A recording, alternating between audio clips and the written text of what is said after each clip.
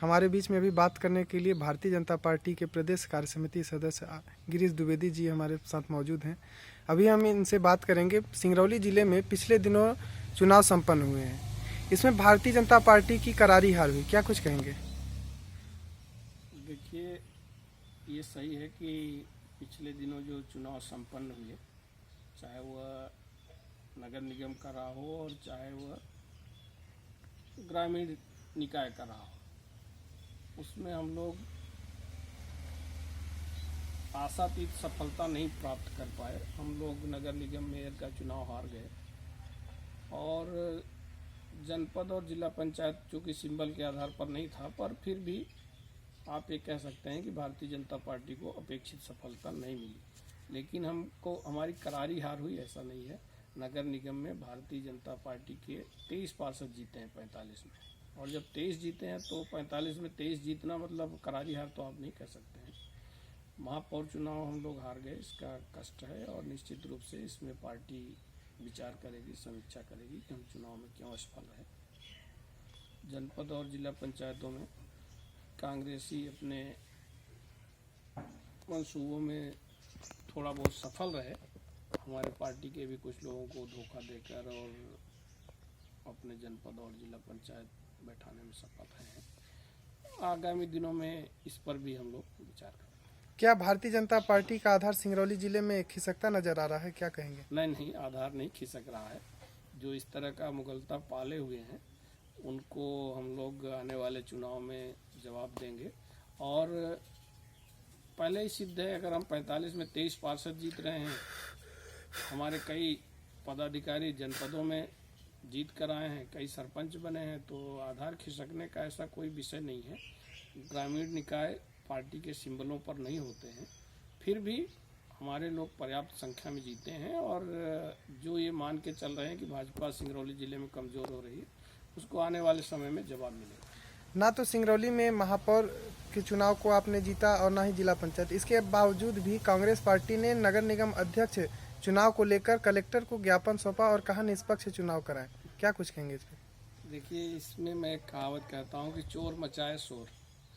जो नगर निगम स्पीकर का चुनाव है वो पार्षदों के बीच का चुनाव है, और जब पार्षदों के बीच का चुनाव है और 45 में 23 पार्षद भारतीय जनता पार्टी के जीते हैं, तो उसमें कांग्रेस हमारे पार्षदों का नाम देकर और कह रही है कि निष्पक्ष चुनाव कराया जाए, इनका प्रॉक्सी वोटर क्यों कर रहे हैं।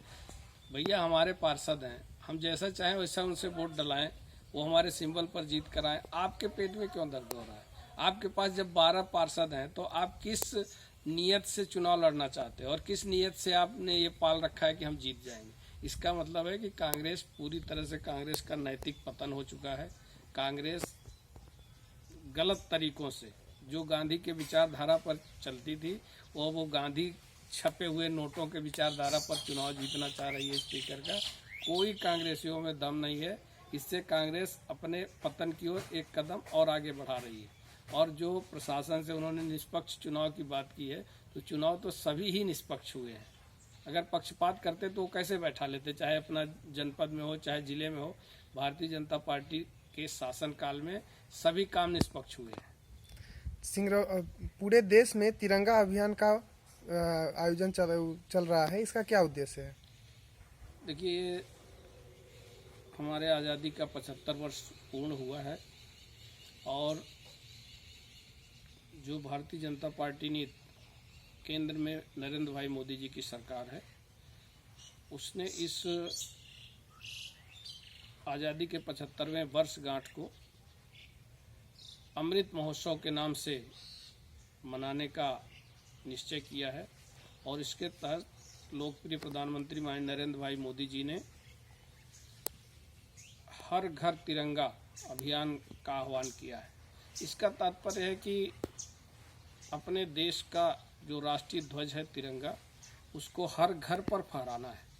और हर घर पर ही नहीं, बल्कि जो शासकीय भवन हैं, जो भी सार्वजनिक जगह हैं, या निजी मकान है या निजी संस्थान हैं, कंपनियां हैं, उद्योग धंधे हैं, सभी पर अपने राष्ट्र ध्वज को फहराकर और राष्ट्र भावना को और प्रबल करना है। लोगों में राष्ट्रभक्ति और अधिक जगानी है। इसके लिए माननीय नरेंद्र भाई मोदी जी ने हर घर तिरंगा यात्रा का आह्वान किया है।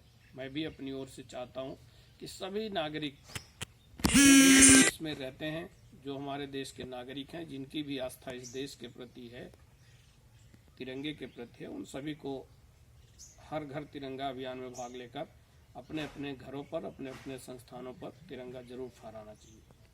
धन्यवाद। बहुत बहुत धन्यवाद।